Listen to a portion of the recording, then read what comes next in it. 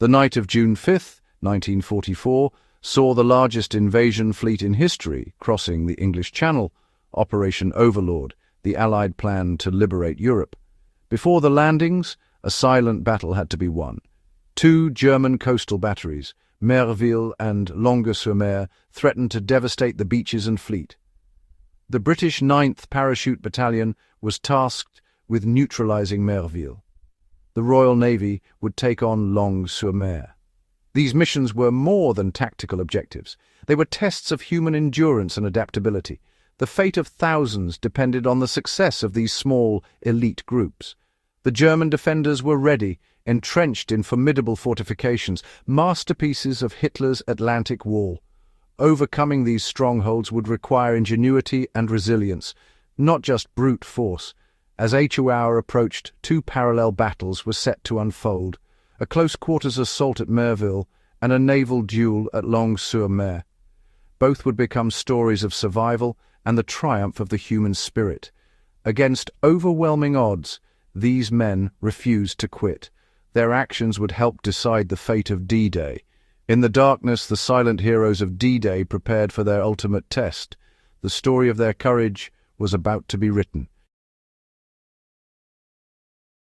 The Merville Battery was a fortress, 4 massive concrete casemates, each sheltering deadly guns that could devastate Sword Beach.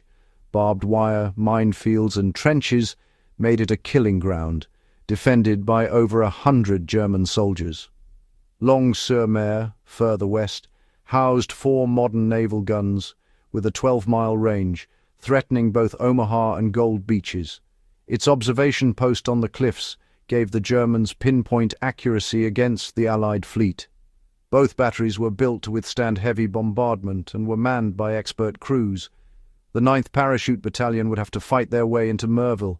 The Royal Navy would duel Longues-sur-Mer from the sea. These strongholds were daggers aimed at the heart of the invasion. Neutralizing them was essential for the landings to succeed. The challenge was immense, the risks extreme. The fate of the beaches hung in the balance. The 9th Parachute Battalion, led by Lieutenant Colonel Otway, trained relentlessly for the Merville assault. They rehearsed night jumps, built a replica of the battery, and practiced the attack repeatedly until every man knew his role.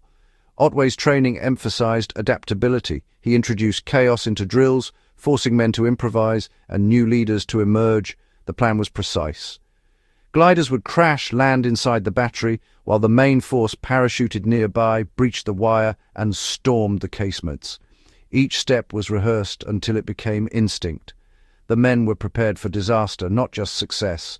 Their mission was high risk, but their training made them ready for anything.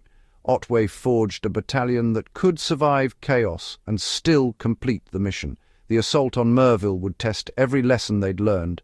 They were as ready as any soldiers could be for the hell ahead.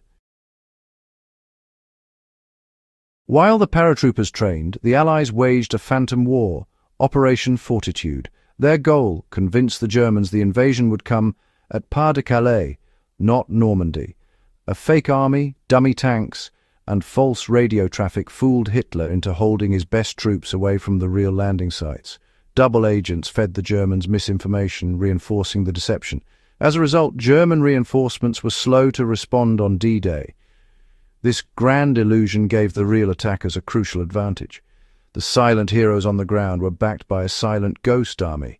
Deception and courage together would shape the outcome of D-Day. The Merville assault unraveled from the start.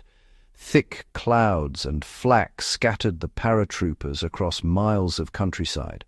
Only about 150 of the original 650 men reached the rendezvous.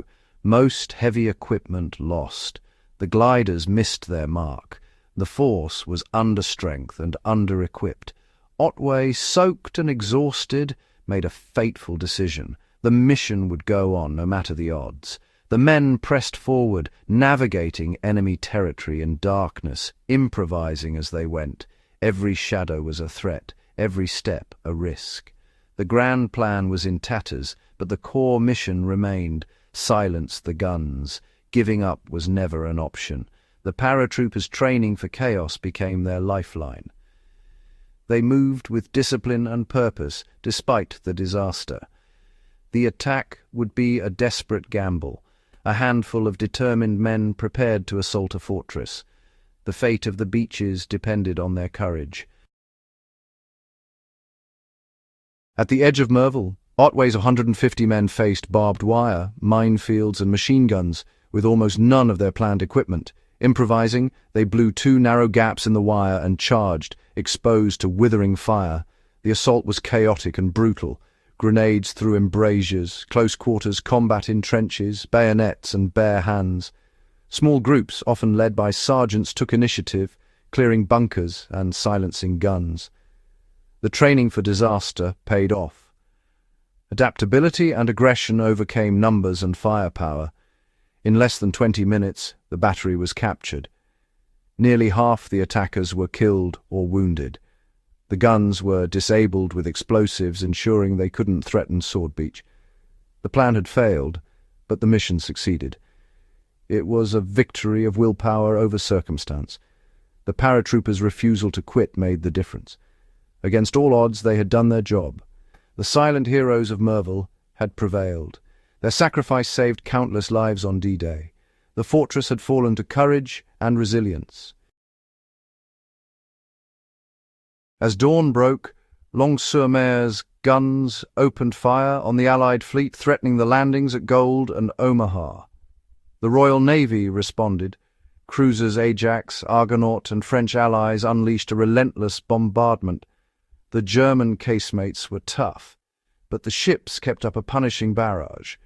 A shell from Ajax scored a direct hit, destroying 1 gun. Argonaut disabled another. The volume and accuracy of fire demoralized the defenders. By mid-morning, 3 of 4 guns were out of action.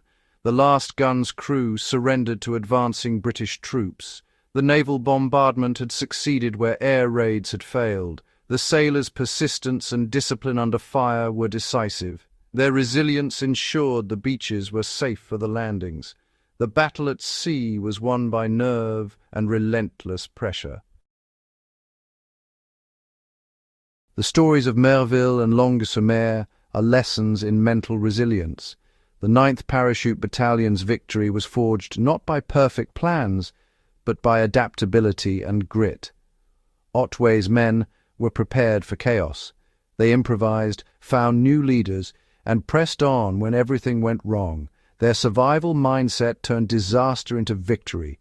The sailors at Longue-sur-Mer showed the same resilience, holding their nerve under fire, trusting their training, and persisting until the threat was gone. Both battles were won by mental toughness as much as by weapons.